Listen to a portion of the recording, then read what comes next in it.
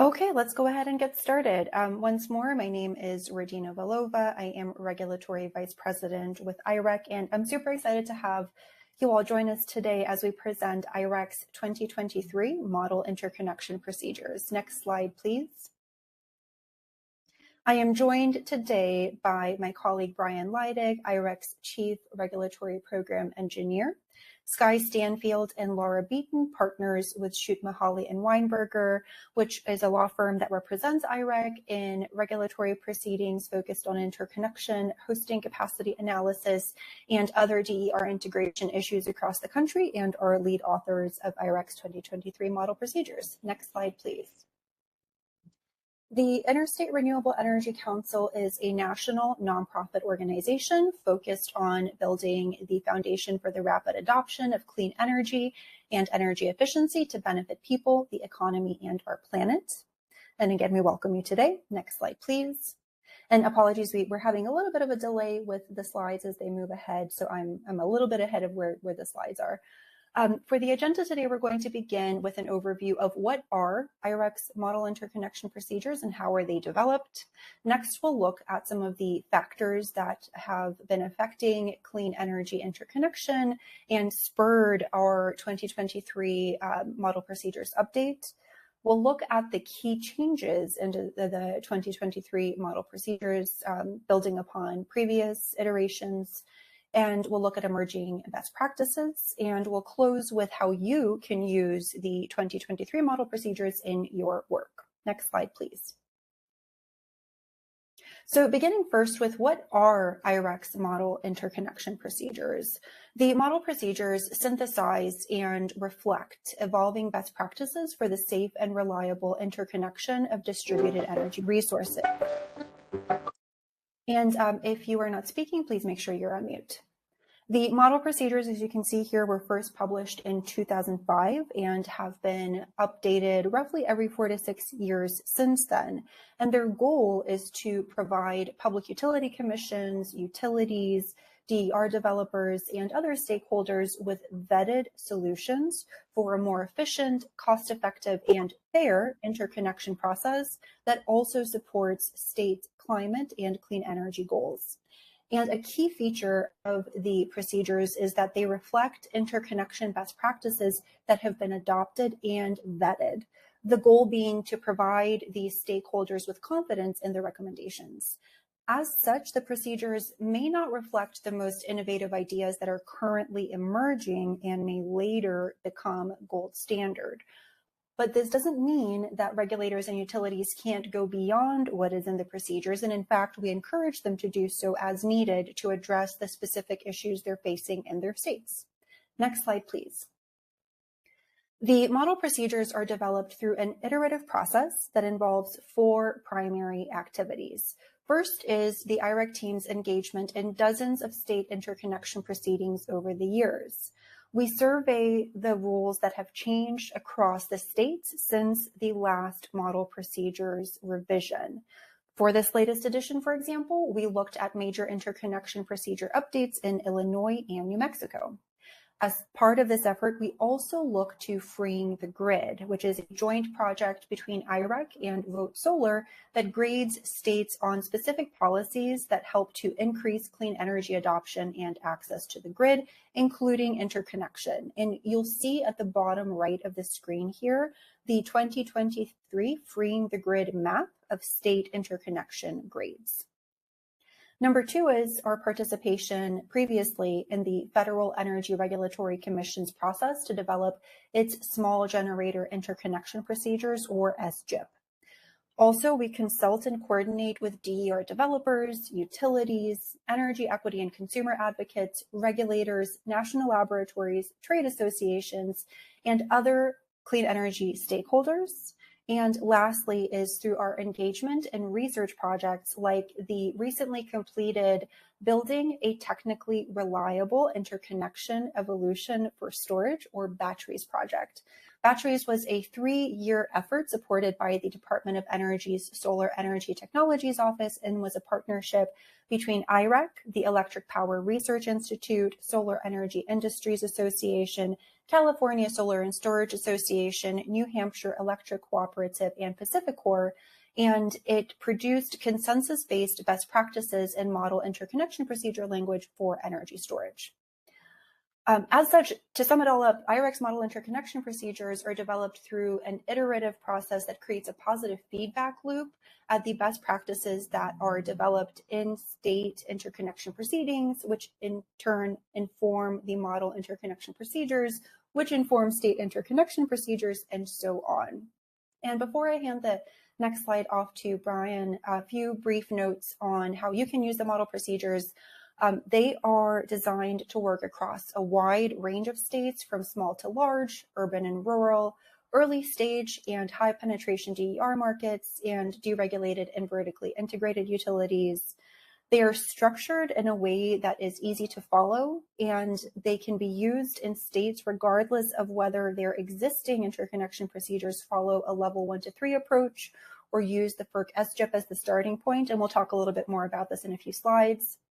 They can be used as a starting point for states that have no interconnection procedures yet, states that need to undertake a major overhaul of their procedures, and states that have well-designed existing procedures and are looking to continually improve on specific areas such as energy storage or technical standards.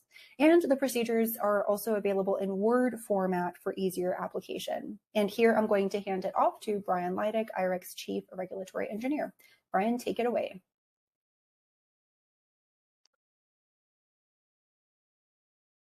Thank you, Radina. In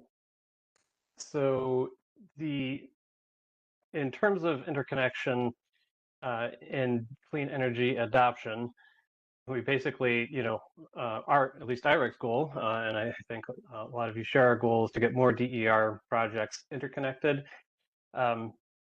However, as more DER try to interconnect, there's more demand for that can increase the amount of time for the utilities to process those interconnections. And as hosting capacity gets used up on the grid, that means it may lead to more costly studies and upgrades for those DERs interconnecting, as well as delays. We've all heard about interconnection queue delays. That's happening both on the transmission as well as the distribution side. And so really the focus of our model rules is to try to streamline that process as much as possible. And we're continually updating these procedures in order to reduce those delays by introducing new innovations. Let's go to the next slide. So a few of these are the main changes that we're going to focus on here. This is just an overview, and we'll dive into each of these in a little more detail afterwards. But a lot of important changes were focused on refinements for energy storage and export limitation. There's technical review screens that have been updated in relation to export limitation concepts. And additionally, we've included some specific guidance on adopting the IEEE 1547/2018 standard within the rules. Finally, there's some updated terminology, standard application forms, and definitions. Let's go to the next slide. So it's just still a lag here. There we go, sorry. Many of the updates are related to the needs of energy storage interconnection, but could benefit really any DER whose output can be controlled like storage can. So first off is just the clarification of a nameplate rating versus export capacity. And so a nameplate rating is really the actual total amount of power a DER can produce, but the export capacity is that power as limited by any controls on site. And we're pointing to a list of acceptable controls, which is the next point here. But basically, if you are actually exporting less than your nameplate capacity, then that reduces your effects on the grid, and therefore we can streamline the review of those systems by not basically assuming more power output than is actually going to happen, and not assuming more effects on the distribution system, and therefore perhaps unnecessary upgrades. And so We also made some updates to the acceptable export control methods. So alongside the definition of this export capacity, there is a list of export control methods so that it's very clear to a developer up front, as well as to the utility, what the acceptable methods would be to control export capacity. So it's not just someone trying to define something in controls which might be different from one manufacturer's system to another, but energy storage systems in general are very capable systems and they can control their export, but we're defining here the specific things that need to be done in order to say that you actually have controlled your export capacity, and that gives the utility confidence that you're not going to exceed whatever level of export capacity that you apply for. And these are concepts that really have been brought up. A lot of these were defined in our batteries project, building a technically reliable interconnection evolution for storage, and the toolkit that came out of that, which you can find at energystorageinterconnection.org. And so there's a whole list of items that go alongside these concepts that then allow these DER systems to be more treated basically fairly in the process and treated like they are outputting as much onto the distribution system as they actually are, and not just simply by their nameplate power rating. But along with some of those control methods, let's go to the next one. There could be what's called inadvertent export, which is export beyond the limit that you've applied for or that you've set in your controls. And that can happen due to the export limiting system basically trying to match the load on the site. So if you're a behind the meter site, you may be trying to serve on-site load, and if load, say, shuts off, a decent amount of load shuts off, then that could introduce a little bit of export beyond the limit that you've set for some short period of time, basically until the controls reduce the power output from the DER and again get back down to that export limit. But this is kind of a not necessarily a new concept. These types of control systems have been used on DER systems for some time, but there hasn't really been a review of what the effects of those inadvertent exports would be on the distribution system. And so growing out of our batteries report, there is a new screen to screen for any potential, basically rapid voltage changes that might affect the distribution system. And the screen, it only applies to larger systems over 250 kW that would really have the potential to affect voltage in that dynamic manner.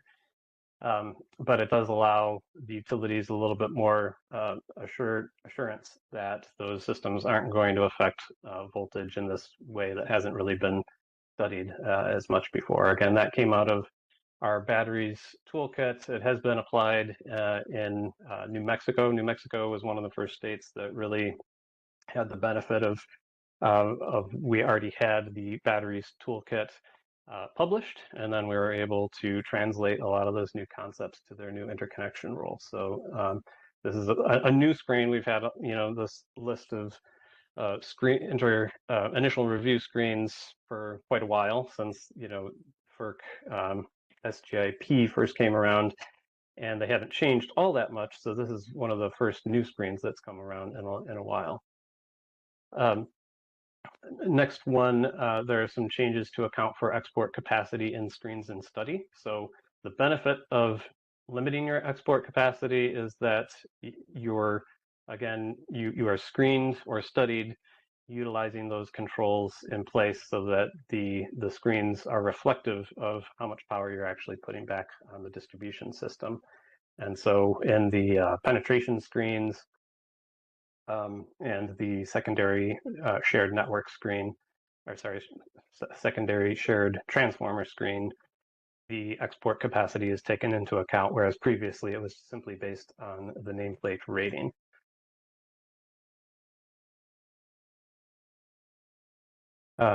Let's go to the next one. Finally, in this category, we have updated the application forms in order to account for these export limiting concepts and the equipment that you might be using. So in the application, the developer, the applicant can note what types of controls they have and the settings for those controls.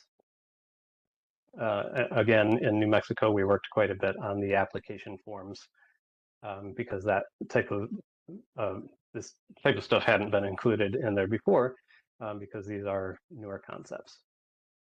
Let's go to the next one. So many of the updates for IEEE 1547-2018 standard adoption, folks think are mostly related to technical requirements because it is a technical standard. However, there are some items that probably should be dealt with within the interconnection procedures. And so we've included a little bit more this time around on how to adopt 1547-2018 within the requirements. And this is significant because 1547-2018, as well as its testing standard, 1547.1-2020, and the related inverter safety standard, UL 1741, which incorporates reference to those newer 1547 standards, really adopt smart inverter or smart DER requirements for the first time for the whole nation. So of course they've been in use in California and Hawaii in the past, but they had their kind of specific California or Hawaii requirements that were tested. And now those types of smart DER functions like voltage and frequency ride through and voltage regulation, as well as standardized communication protocols for the first time, are being introduced in IEEE 1547, which is the national standard. And so, one thing is to not just update the list of standards to include the latest versions, which, we had seen early on. Some states simply just put, -2018 on their list of standards, which included 1547, and assumed that that would adopt the standard. But there's actually a lot that goes into adopting this standard comparative to the last version, 2003. And some of those things actually we feel do belong within the procedures. And so the adoption really requires both incorporation into the technical requirements as well as the procedures. So we've included the references to 1547 previously, but now we've also included some ideas of the technical interconnection and interoperability requirements, or a TIIR document that would be a companion piece to provide the technical requirements, as well as model starting points like an effective date for the requirements of 1547-2018 to go into effect, because that's important to make sure that there is equipment available on the market. And then choosing the categories, which is really related to the ride-through, as well as the voltage support categories, which is really something that should apply to all DER equally in every territory. And it's best if those can be applied to all utilities within a region the same way, as well as certification along with UL 1741, just some wording about how that is used in the evaluation process. And then guidance on utilizing a TIIR, the Technical Interconnection and Interoperability Requirements, which would give the utilities preferred settings so that most DER are going to be deployed with the same settings for voltage regulation and voltage trips and whatnot. And the model rules, these are procedures, and basically give guidance that the TIIR will be created by the utilities, but will have some commission approval process so that there's some oversight over to how these advanced functions are being rolled out within the PUC's territory. Additionally, some other things from 1547, there's the reference point of applicability, which I won't get into too much detail, but basically it determines at what point electrically in the system the standard requirements must apply. And it's a really important point in IEEE 1547 in terms of how you evaluate the system in the end. And this really kind of comes down to, at commissioning time, when the utility comes out to the site, how are they going to evaluate the system? And you definitely want the developer and the utility on the same page, because if it comes to commissioning time and they don't agree on at which point the commissioning evaluations should take place, it might actually mean a redesign of the system and changes to the actual built system. So we've included some procedures up front to get clarity on where the RPA is an agreement between both parties, the applicant and the utility, before you go through the whole process and get to commissioning. And additionally, the application forms as well have some updates to reflect some of the new capabilities of 1547. Let's go to the next slide here. So in some of the screens, we've made some updates. I mentioned before that for the export capabilities, we've updated some of the screens here. In supplemental review, we previously had 3 screens. There's a penetration screen, which is 100% of minimum load. And then there's a voltage and power quality screen and a safety and reliability screen, which those latter 2 are a little bit open-ended on how the utility actually does those evaluations. But the updates reflect limited export capabilities. So the minimum load screen or penetration screen here would utilize the export capabilities if the equipment is present on site to limit export, as well as any load flow analysis, which might be done for the voltage and power quality or safety and reliability screens. Those should take into account those export limiting devices. And additionally, there's another new screen for effective grounding in supplemental review. And effective grounding is a little complicated, but basically it ensures that overvoltages don't occur in certain fault scenarios. And this screen separates how inverters and rotating machines are addressed, which in the past hasn't really been recognized exactly how the differences between inverters and rotating machines affect overvoltage, but there's been a lot of research and some standards written in the past several years that do address this. So it's kind of time to update the procedures in terms of their application of effective grounding. And this allows basically for more in-depth analysis to determine if inverters can be considered effectively grounded based on a couple of different choices that the utility can take based on a load analysis, or they could potentially use tools that might be being developed today to allow for effective grounding analysis. And these are based on the batteries report once again, and we expect that I don't think it's been adopted in any state yet, but we do expect that at least one state in the near future will probably be adding this new effective grounding screen. That's it for me. I'm going to hand it over to Laura Beaton of SMW to address some of those other changes. Laura? Hi, I hope everyone can hear me. Someone shout out if you can't, though I guess you wouldn't know to do that if you couldn't hear me. Hi, I am Laura Beaton. I am an attorney with Shute Mahali and Weinberger in San Francisco, and I work with IREC on interconnection issues nationwide. I'm going to cover some of the other changes we've made to the model interconnection procedures today. The first key change I wanted to point out was using 100% of minimum load as opposed to 15% of peak load as the penetration screen in your fast track screening. I think it helps to know the history behind the 15% of peak load. Originally, peak load was used instead of minimum load because that was the data available, in part because that was the data available. Utilities often had information about peak load, but not minimum load. So 15% of peak load was used as a proxy for 50% of minimum load, because conventional wisdom, typically on a typical circuit, 30% of peak load minimum load was typically 30% of peak load. So this was a really conservative approach to avoiding anti-islanding, and the screen was used as a catch-all for other issues like voltage, which is not, screened for by the other initial screens. During this, after this screen was initially approached, we were using 100% of minimum load in supplemental review. That's very common across the United States, and it's used because of the conservative nature of the 15% of peak load screen. The idea is if a project failed 15% of peak load, then it could go on to supplemental review, where 100% of minimum load would better screen if it more accurately screen if the project would have safety or reliability impacts. So why the move now? Why bring 100% of minimum load into the initial screens? Well, there's a few reasons. First, minimum load data is becoming more accessible as utilities become more experienced with interconnecting DER. So there's less of a concern about not having access to the data.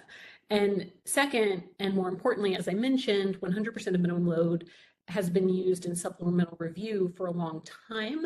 And this has allowed everybody, especially utilities, to get more comfortable with the idea of using 100% of minimum load as the screen, as opposed to the 50% that the 15% was a proxy for. I hope you followed me there. And indeed, some state utilities have even expressed interest proactively in making this change. In some states, however, there is a concern that the utilities still don't have the data available to apply the minimum load screen. And so in some states, when considering making this change, might want to adopt a phase-in period. So this happened recently in New Mexico, which gives the utilities some time to keep using the 15% of peak load screen while they get the data they need to apply the minimum load screen. So next slide, please. So another key change is we eliminated level 3 and updated some terminology. So what's level 3? Level 3 was originally included in the Model Interconnection Procedures to provide a review track for non-exporting DERs up to 10 megawatts. And this ensured that larger non-exporting projects that had a nameplate capacity higher than the eligibility threshold for fast track, but still would have minimal grid impacts, could go through an expedited process and not get routed to detailed study. So why did we remove level 3? A lot of this goes back to what Brian was just discussing with you with the growing prevalence of limited and non-exporting systems. The Model Interconnection Procedures now include provisions to take into account export capacity when screening and when determining eligibility for the fast track and simplified review process. So now that we're using export capacity to determine eligibility, you could have a non-exporting project that has a nameplate capacity higher than 5 megawatts that can go through the expedited process as long as the export capacity remains below that threshold.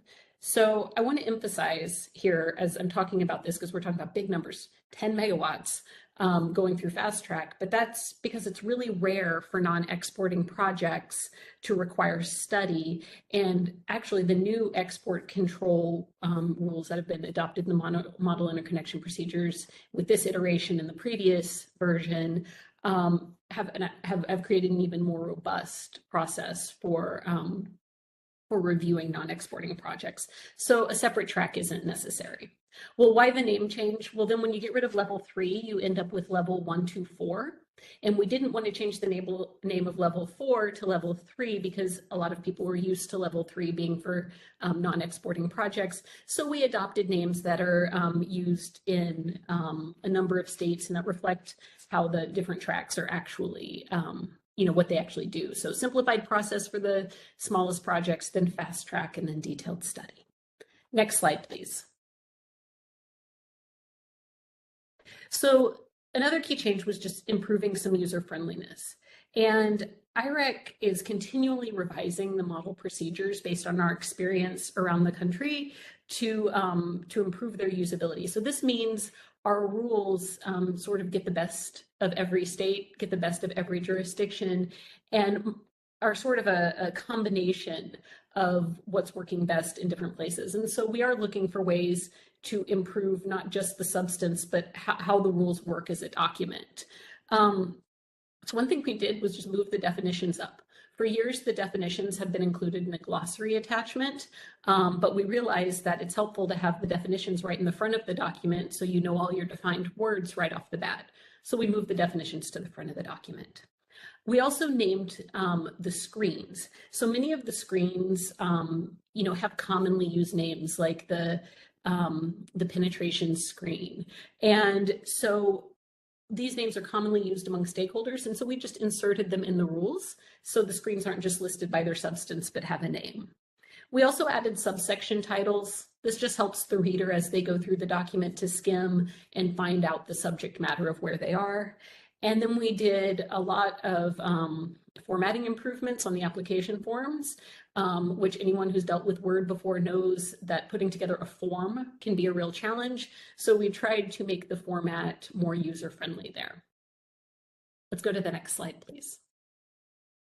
Now, there are a lot of issues emerging in interconnection that have not been incorporated into the model interconnection procedures, but may have been incorporated into some states' rules or just starting to be discussed. But we don't include things in the model interconnection procedures unless we think they reflect best practices. And here are some issues that are emerging, but we don't think best practices have emerged. So I wanted to flag them for you as sort of a maybe coming soon to your state or to future versions of the interconnection procedures, but we're not quite there yet. But these are all issues worth keeping in mind. One is group studies. More and more states are considering group studies as a way to manage increased numbers of interconnection applications and to deal with increasing upgrade costs that are often becoming too much for a single project to bear, which can essentially shut down a circuit if no one project can afford the upgrade necessary to open up space for more DER.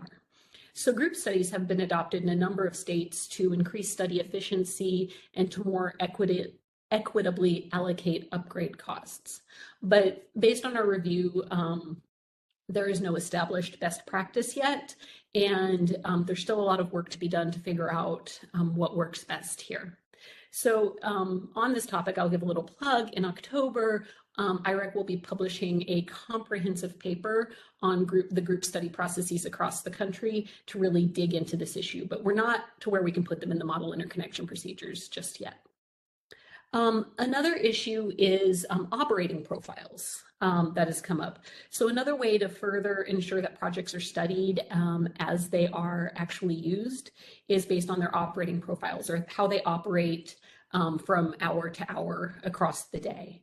So operating profiles are discussed in the batteries report, and some states, including California and Massachusetts, are currently in the process of adopting changes that would allow consideration of schedules, but there's no clear best practice on this yet. Another issue is, we have V2G. What does that mean? I think the car icon's a hint.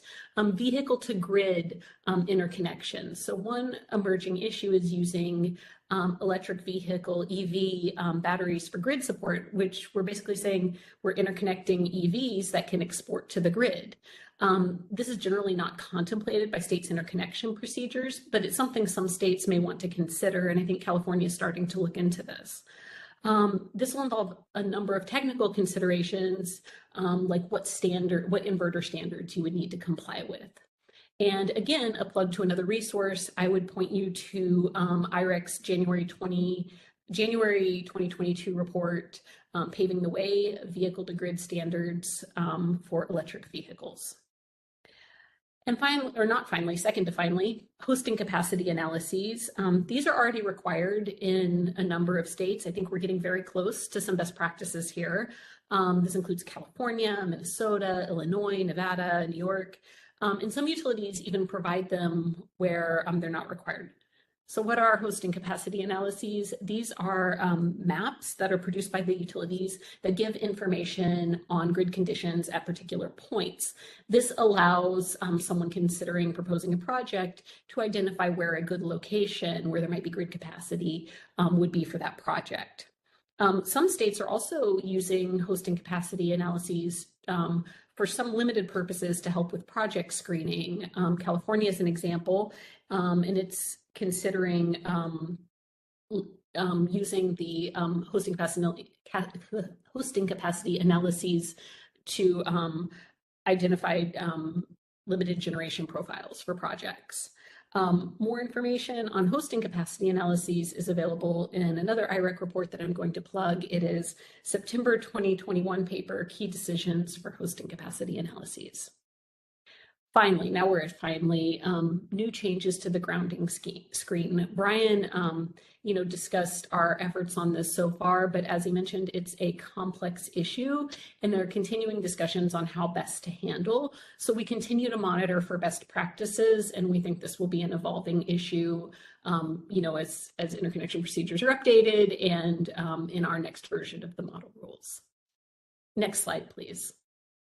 So how do we use the model interconnection procedures? You have this great document, but it's not completely plug and play, though we like for it to be close to that. So how would you use this in your state in real practice? I think the first step, as our little map shows, is you identify what your state needs.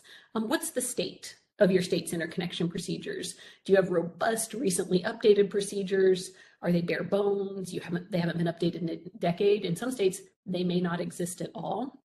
And then you want to say, well, what's working? What's going well with interconnection? And what are the challenges that might signal a need for updating the regulations? So then you take that information and you review your existing rules. You want to look at your existing procedures and identify which procedures are linked to those areas where you've identified challenges or problems. And then that review should include review of IREC's model interconnection procedures. You can compare the model to what your state has and identify where the model might have updates that would address some of the challenges or drawbacks you've identified in your own state procedures. And then you can use that as a way to identify what updates might be useful. I want to note here that if you do want to use IREC's model interconnection procedures to help with your state's update, and this applies to anyone, to regulators, utilities, other stakeholders, we can make this document available to you as a Word document. You can cut and paste all you want to help develop your procedures. Next slide. So following up on that, another way that you can identify where your state's procedures might be able to be improved is IREC's newly updated resource, Freeing the Grid. So this is a shot from the website. You can go to the Freeing the Grid web, excuse me. You can go to the Freeing the Grid website and see how your state ranks. IREC has graded every state's interconnection procedures in the same way you were graded in high school, A, B, C, D, and F, and based on whether the procedures meet certain standards that we think are best practices. So you can go to the website and see how your state ranks. Then each state has a grade sheet, and you can look at that grade sheet to identify what updates we've already recommended for your state. And then the model interconnection procedures can provide a template for making those changes to improve the procedures. And with that, I believe I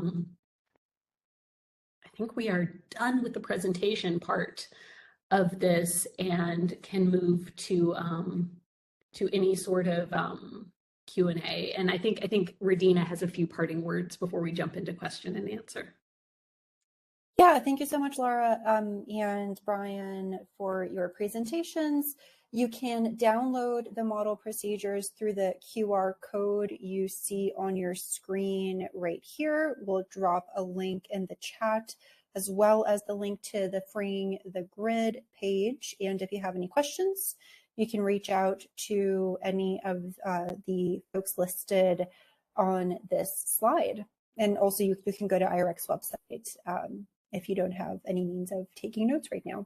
So thank you again so much to our presenters. We're now transitioning to Q&A, and I'm going to hand it off to my colleague, Gwen Brown, IREC's Vice President of Communications, to moderate the Q&A. So if you haven't already, I see there are already some questions in the chat. Please feel free to either drop your questions in the chat or raise your hand, and we'll take them in the order in which we receive them. Gwen, please take it away. Thanks, Radina. To kick this off, we have a question from Paul, who is asking about whether known forthcoming increases in load could potentially be factored into the 100% of minimum load criteria. He asks, can a near-term load increase, such as adding a future EV charger or a planned swap out of a gas appliance be factored into the 100% of minimum load criteria, such as allowing for up to 150% of minimum load. Brian, I can start on that, and if anybody else wants to weigh in, they can. I think, at the moment, it's pretty much up to the utilities' discretion and engineering judgment to determine the load exact load analysis that will be done in terms of the minimum load screen. So they could potentially, take into account future load growth, but I don't know that if it were a sure thing, basically, would they likely be willing to do that kind of a thing? I'm not sure if the question is related to maybe what's on site alongside the DER, which really isn't probably wouldn't make a big difference in terms of the screen itself, because the screen is looking at the aggregate of all DER and the aggregate of all load on a portion of the distribution feeder, basically. And so if we're just talking about one site that is adding some load, yes, that adds a little bit of load to the analysis, but probably not terribly significantly unless it's a very significant load for that portion of the feeder. So again, that could be taken into the engineering analysis based on judgment. Some of those things are taken into account. I don't know if the origin of the question might be somewhat in relation to NEM rules, where they look at your historical usage and say, you can install a DER system that produces this much over the year compared to your historical usage, and they might take into account new loads coming into play. But yeah, it's a good question to think about for the future, because we do expect hosting capacity to likely increase in a lot of areas where there's a lot of electrification going on. But we certainly have to be sure of it if we're going to be relying on it for the safety of the distribution system. Thanks, Brian. Our next question comes from Ted, who asks, does the discussion of hosting capacity account for the fact that these analyses do not apply to storage, especially since storage can increase the hosting capacity of the grid for distributed generation? Thanks, Gwen. I can take this one. Hi, everyone. This is Skye Stanfield, a partner with Stream Holly and Weinberger, and thanks for joining us, Ted. So first, I think we need to clarify a little bit what hosting capacity analyses do or do not do. I don't know that it's exactly true that they don't account for storage. So there's two aspects to storage. There's the generating, it acting as a generator in terms of its output, and then there may be its charging capabilities if it's charging in particular from the grid. Typically, hosting capacity analyses, most of them in the United States only cover the generation side and not the load side, although some states have produced load hosting capacity analyses as well. So that may be one aspect of what Ted's referring to. But on the generation side, hosting capacity analyses do take into account storage. They typically run a full day's profile and can look at, just like it's looking at any generation on the system, can identify the potential constraints. So I think that the part that's interesting on this is as you start to look to integrate hosting capacity analyses into interconnection procedures, that is where we want to make sure that states can and do allow or utilize the tool of the hosting capacity analysis to distinguish between when a project is exporting and when it isn't, which is exactly what storage adds to the discussion. So you want to make sure that, for example, that you're reviewing a solar only project just during the daytime hours, because we know it won't be exporting during the evening. But if you add a storage system, it may be exporting during any hour of the day, or it may be able to conform to a specified schedule. So that kind of complexity is exactly why we haven't integrated the use of hosting capacity analyses yet into the model rules, but we do think they're very important and want states to be having those discussions so that we can take advantage of the capabilities of those analyses. Thanks. Thanks, Sky. Another question for the panelists is, would you be able to give some examples of states that have used the model procedures and how they have used them?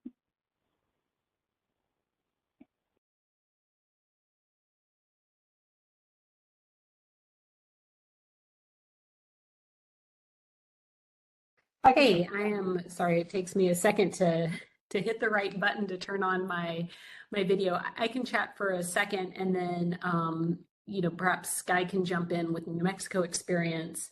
So states that have used the model interconnection procedures, you know, I think one example is the state of Maine has had rules based on IREC's model interconnection procedures in place for, I can't remember how long, but for quite a while. Their interconnection procedures are based on older versions of IREC's interconnection procedures. So there are some places where the interconnection procedures, especially where a state may not have had any procedures in place, can be adopted wholesale as, like I said, sort of like a plug and play for your interconnection procedures. They are meant to be complete, to provide a complete basis for procedures. You know, and I know right now IREC is consulting with the state of Maine to help with updates, and that the work we've done on the interconnection procedures definitely informs you know, recommendations we would give either as an advocate or a consultant on what you know, what updates to make, because this is based on a comprehensive review of what's going on across the country. And Sky, did you want to talk a little bit about New Mexico, where you did work? Sure, and it's really not just New Mexico, but in addition to some states like Maine actually having used IREC's model rules as their starting point, so the state's rules kind of very closely follow or align with IREC's model, whichever version was published at the time they did that. It's very common for states, when they open a regulatory proceeding on interconnection, to look to the model rules as, for example, language, whether or not the rules were originally based on IREC's format. So, for example, in New Mexico, there was a working group process where parties looked at both SGIP, which is the FERC small generator interconnection procedures, which is also a commonly used model, and IREC's model procedures to identify the best practices that they wanted to use going forward. In some cases, IREC's model rules is the only current model available. So, for example, FERC SGIP hasn't been updated in going on a decade now, and as all of you know, a lot has changed since then. So it doesn't really matter if a state is using IREC's original model or the exact formatting, but what we try to do is make sure people have a place they can go to look at a sort of most recent version of what the best practices are.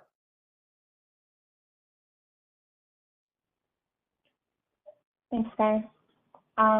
Another question that we've gotten from Jacob is utility treatment on effective grounding and requiring grounding transformers is all over the map. He asks, what resources would you recommend regarding these topics? Yeah, it's a good question. So you might have heard Laura hint that there may be further changes coming to the grounding screen, or what's sometimes called the line configuration screen. In initial review, we have some ideas that we've borrowed from the batteries report or the toolkit there, but that hasn't been applied in any state exactly just yet. So we're looking to figure out. Still working on, you know, the best way to note how rotating machines get treated differently from inverters. You know, we do have that supplemental review screen in the new model rules here, which should help to some extent. And then there's the I think it's a recommended practice from IEEE C6292.6. I'll put it in the chat here in a minute, just so you got the reference there. But that is, an actual IEEE standard that talks about the differences of inverters in relation to effective grounding and how the load on the distribution system actually acts as the ground source for those systems and keeps them from having overvoltage. And so that's, it's still somewhat of a new standard, and the word is still getting out. There's still, EPRI's done a lot of good education on this, and EPRI has some good documents related to that as well. I would suggest perusing their resources on that.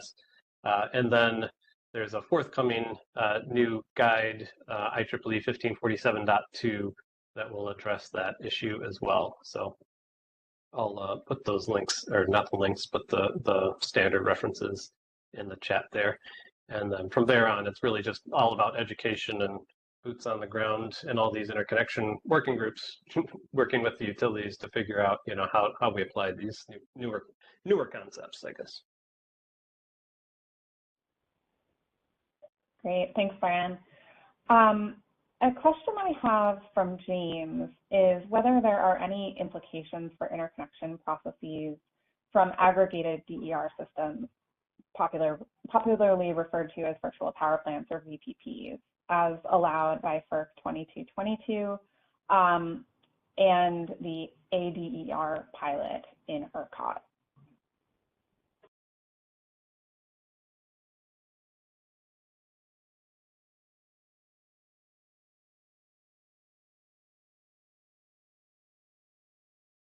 Sorry, I had to digest that. This is Guy. So this is a complicated question, partly because the short answer is that not a lot has been done yet in states regarding thinking through the implications of FERC 2222 in the context of interconnection procedures. I'm not familiar with the ERCOT pilot, so I can't speak to that specifically. But what I will say is that one of the things that IREC is watching and is somewhat concerned about with respect to FERC Order 2222, which for those of you not familiar with it, shorthand is that it enables distributed energy resources to participate in the wholesale market. And when FERC did that, in that decision, they essentially said normally a project who wants to participate in the wholesale market would then become FERC jurisdictional with respect to the interconnection. So they wouldn't go through state jurisdictional procedures, which is what the IREC model rules is focused on. However, FERC essentially said that they're going to not exercise their jurisdiction there and allow states to continue to have jurisdiction over those DER interconnections that want to participate in the market. The problem with that is there are states that don't even have state-level interconnection procedures, and as we highlighted in Freeing the Grid, some of those procedures don't even include, for example, the words energy storage yet. So getting to virtual power plants is like the next level. We still have some very basic stuff to do to enable DERs in some states through interconnection procedures. Now, getting to the VPP question, I think that some states are starting to think about what it looks like to evaluate multiple aggregated systems, but we're not familiar with any interconnection proceeding that's really dug into it or established firm rules and procedures regarding that. I think the farthest along is California, although I think that's come in fits and starts without a lot of actual guidance being in place.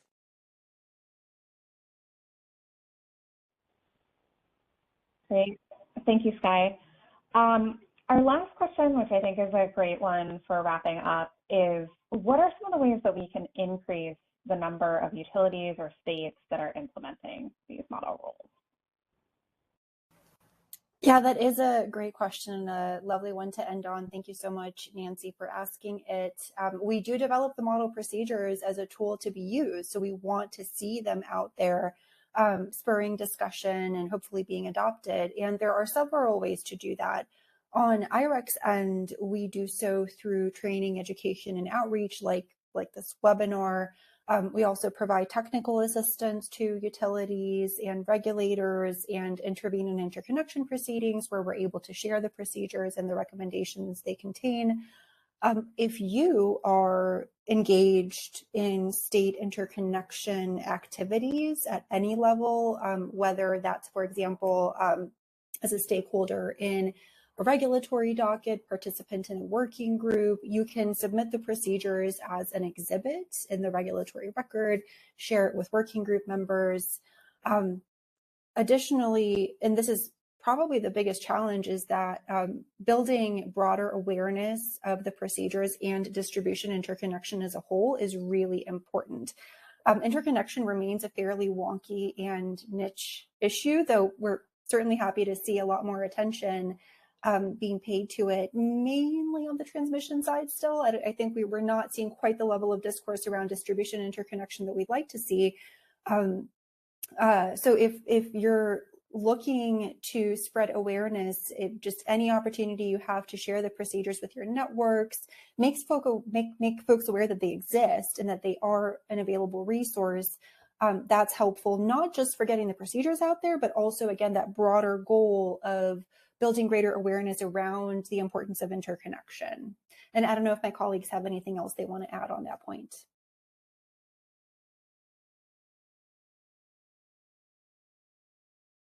That's great, Radina. Thank you. All right. Well, thank you all so much. That takes us through the end with near perfect timing with 1 minute left to go. Thank you all for your wonderful questions.